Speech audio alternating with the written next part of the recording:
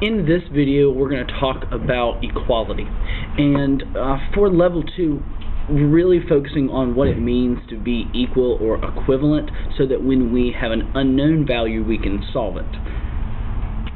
So, to start with, we'll look at equal quantities. If you notice here, I've expressed the quantities as two triangles. So we know that two triangles are equal to two triangles. The way we're going to represent this a lot of times for this level is on a balance or a scale.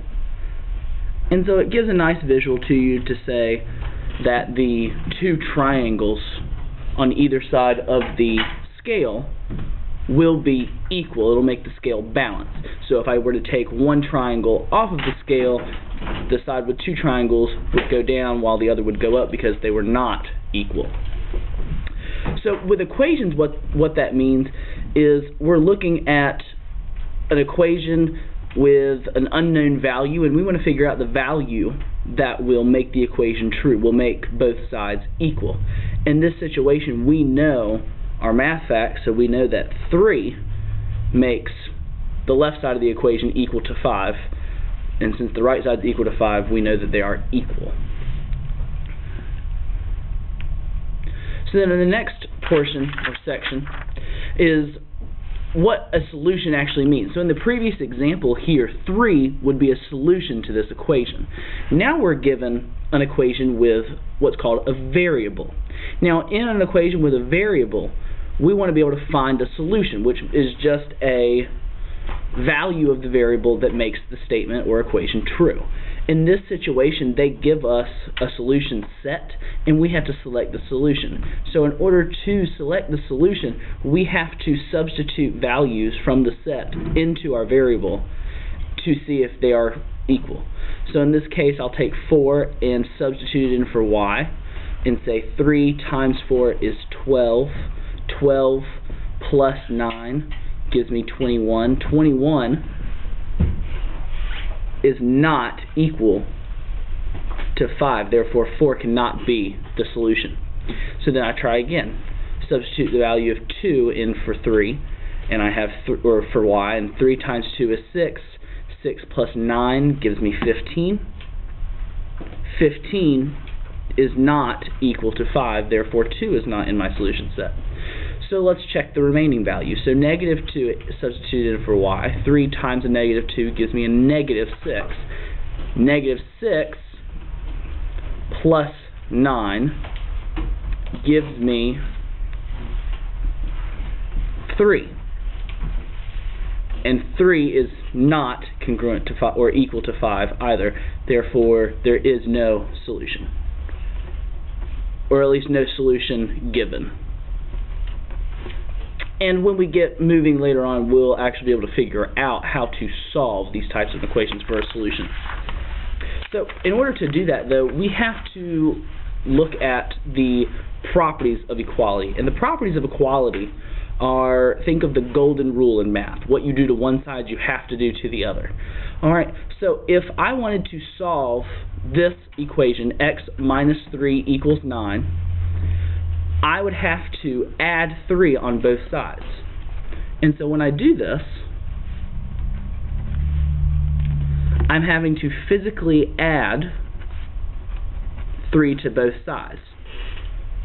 Because if I do it to one side, I have to do it to the other to make sure both sides are equal. This is called the addition property of equality. And when we're solving equations like this, we want to make sure we justify each of our steps. So in this situation, I would say the addition property of equality, and you can abbreviate when you're justifying. So now let's kind of zip through the rest of these examples.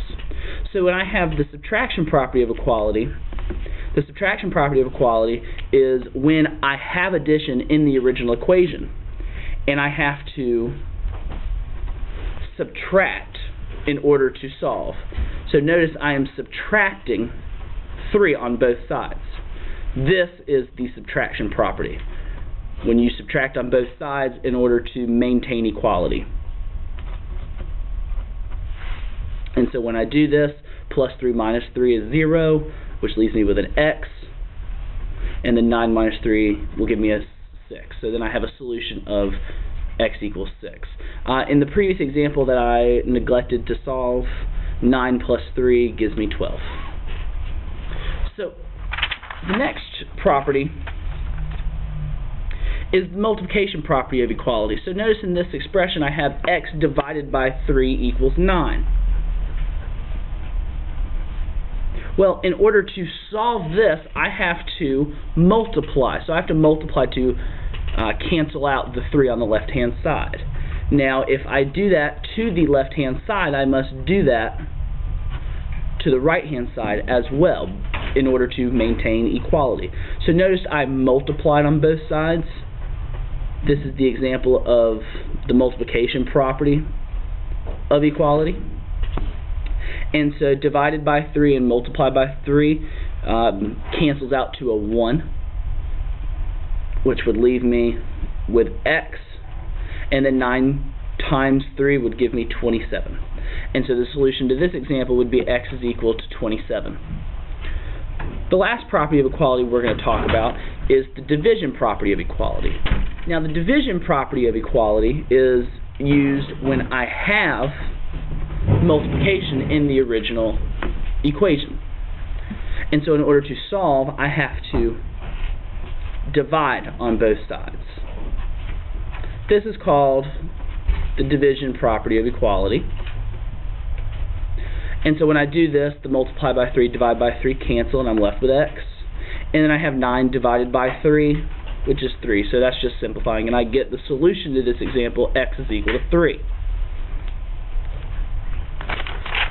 So the last two sections we're going to look at are solving equations in 1 step, 2 steps, and then with an x on both sides. Now, the way we are actually going to represent equations for right now are using the balance model. And so when I have an expression, so my triangle here is my unknown value, and then I have a 3. On this other side, I have a number 6. And so what I am saying here is that the triangle weight plus a weight of 3 is equivalent to a weight of 6. So in order to solve this, I would have to take 3 away from the left-hand side. But when I do that, I'm also removing a weight of 3 on the right-hand side, which makes my triangle equal to 3, or a weight of 3. So you notice, if I wanted to express this in variables, my triangle would be considered my x. I'm adding a weight of 3, and then the right-hand side would be 6. And so in order to solve, I would have to use the subtraction property of equality to subtract 3 on both sides and get x is equal to 3. So when I mean by two-step, so that's a 1-step equation. Now when we have 2-step equations, that's where I have maybe 2 unknown values,